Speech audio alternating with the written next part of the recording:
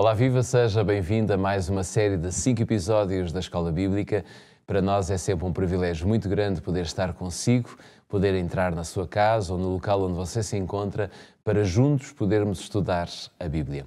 Estamos com o livro de Romanos, abrimos a nossa Bíblia diariamente em Romanos, porque esta epístola tem tantas coisas para nos oferecer que não é possível fazermos um estudo só de um dia ou dois. E por isso temos vindo ao longo destes meses a estudar pormenorizadamente a Epístola aos Romanos. Fazemos sempre com a presença do pastor Pedro Esteves, ele está connosco mais uma vez. Olá Pedro, Olá, mais uma vez bom dia. Obrigado por mais esta oportunidade. Nós temos sempre um sumário que resume aquilo que vamos falar. Qual é o sumário de hoje? Hoje, ao iniciarmos aqui o estudo do capítulo 9 de Romanos, vamos olhar sobretudo para a herança judaica do próprio apóstolo Paulo, que ele vai assumir, mas que é também uma herança que está presente na própria Igreja. Vamos analisar algumas implicações disto. Muito bem, vamos fazer este estudo, esta análise.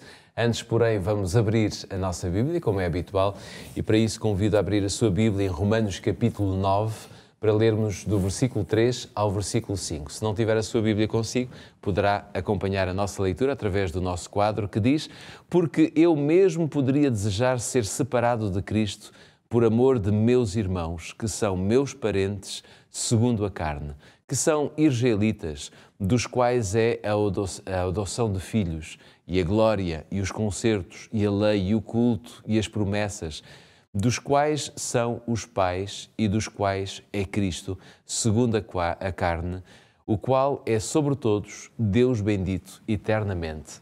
Amém. Pedro, será que Paulo, nesta passagem que acabamos de ler, ele lida, e se calhar neste capítulo todo, lida diretamente com uma herança, e podíamos dizer mesmo a sua herança judaica e a herança até de muitos membros da Igreja? Sim, eu penso que a noção de herança ela é bastante relevante na história de Paulo. Nós não podemos esquecer que Paulo foi um homem que Deus arrancou, digamos assim, de um passado, quase que diria que Deus arrancou de um futuro. Ele tinha um futuro garantido à sua frente, como um homem preeminente na classe liderante na Igreja. Ainda jovem, ele já estava numa liderança muito ativa, tinha sido ensinado aos pés de um dos grandes mestres daquele tempo e, portanto, esta herança judaica, sendo também cidadão romano, a verdade é que toda a sua educação e herança o tinham preparado para ser um líder entre o povo de Israel, um fariseu. Assim sendo, é evidente que Deus arrancou, como dizia, de todo esse passado e de tudo o que seria o seu futuro e colocou-o nesta senda, em primeiro lugar, do discipulado, como um seguidor do Mestre, embora ele não tenha andado com Jesus, o Mestre teve que o ensinar por outros meios, e depois Deus chamou especificamente para este ministério como apóstolo. Agora, é interessante aqui notarmos que na nossa vida, nós, mesmo quando somos chamados por Cristo, quando passamos por uma conversão, por exemplo, quando em novidade de vida Deus traça um novo caminho para nós, que nós aceitamos, isso na prática nunca nos retira do contexto onde fomos criados, daquilo que aprendemos. Algumas coisas temos que as esquecer, mas outras, na verdade, são a nossa estrutura, como que as nossas raízes. Ora, de um ponto de vista prático e até teológico, o apóstolo Paulo, portanto, quer no seu apostolado, na maneira como ele liderou e ensinou a Igreja, mas também o seu ensino, a doutrina cristã que ele vai, em muitos casos, quase que fundar, essa raiz hebraica, se quisermos dizer assim, é muito relevante. Então, deixa-me perguntar-te, talvez seja interessante nós aqui refletirmos também, porque é que no fundo Deus escolhe um povo? Será que era para, de alguma forma, menosprezar os outros povos em volta?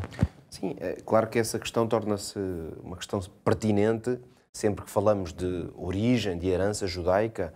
Claro que a Igreja, pela sua própria definição, a Igreja é o conjunto de todos os crentes que aceitam Jesus como mestre. Então a Igreja ela não tem fronteiras estabelecidas. Homens e mulheres de todos os povos, nações, tribos e línguas. não é? Uma formulação comum no Novo Testamento, são chamados a fazer parte da Igreja. Agora, é certo que a Igreja tem essa herança e está ligada a uma história. Eventualmente, a pergunta que fazes, ela é relevante porque pode indiciar este conceito de que Deus, no passado, chamou um povo entre outros povos, escolheu revelar-se àquele povo, e é como se Deus estivesse arrependido dessa estratégia e tivesse pensado, bom, isto não resulta, foi um erro de percurso, e agora entramos aqui, é como se o próprio Deus agora fizesse uma nova opção. Na verdade, não é isso que se trata. Por isso é que a pergunta, porquê é que Deus escolheu um povo e se revelou a esse povo, ela é muito importante para compreender a ligação entre Israel, a história de Israel enquanto povo escolhido, e a Igreja cristã. Em primeiro lugar, é preciso dizer que, aliás, basta pensarmos em Abraão como o pai da nação de Israel, para logo desde esse momento nós nos recordarmos que o propósito de Deus sempre foi desde o princípio este. Através de uma família, se quisermos, e depois de uma nação, pudesse abençoar o mundo inteiro. A maior parte dos povos nesse período, onde o próprio Abraão se encontrava, o paganismo florescia. A idolatria. Usando uma linguagem bíblica, diríamos que as trevas realmente elas estavam dissipadas por toda a terra, do ponto de vista da relação das pessoas com Deus. E Deus, desde o princípio, escolheu o seu povo com este propósito, de que ao se revelar de uma maneira particular àquela nação, ela pudesse ser um instrumento para dar a conhecer ao mundo inteiro, a todos os povos que com Israel fizessem negócios, convivessem, até mesmo em certos momentos que tivessem que entrar em guerra ou em conflito, que quando vissem a forma como este povo era abençoado em todas as dimensões da existência, isso seria o quê? Glória ao nome de Deus e um testemunho.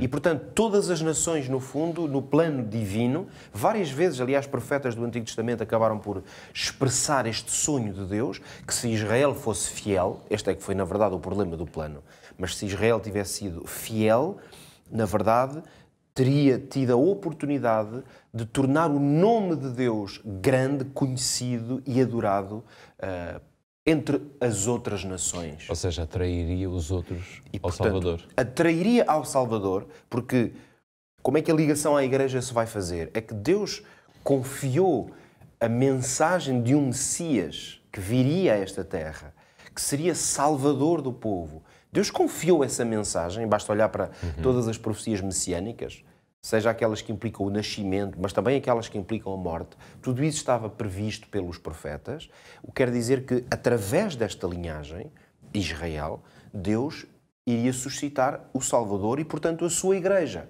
É certo que teve que haver uma ruptura, porque o povo foi infiel até ao fim, mas não deixa de haver esta ligação. A Igreja vem e, portanto, o apóstolo Paulo vai ele próprio colocar-se nesta posição de ser herdeiro destas grandes bênçãos que na palavra de Deus ele identifica com o povo de Israel. Bênçãos como esta lista de coisas que nós encontramos aqui, que acabamos de ler, a adoção como filhos, a glória.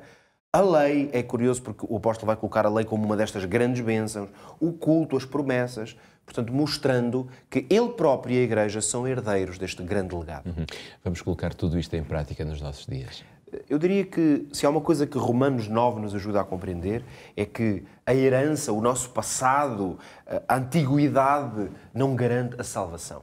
Na verdade, nós podemos ter o sangue certo, ser de uma grande família, quem sabe até podemos achar que estamos na Igreja certa e, no entanto, ainda assim ficarmos fora da promessa. Portanto, se há um apelo a fazer, é que não nos agarremos a títulos, a denominações, mas, sobretudo, agarremos-nos a uma relação forte com Deus para que não fiquemos fora da salvação. Agarre-se a todas as bênçãos que Deus tem para lhe oferecer e provavelmente serão muitas mesmo, não temos dúvida disso. E se o fizer, você será ricamente abençoado por Deus. Até o nosso próximo episódio.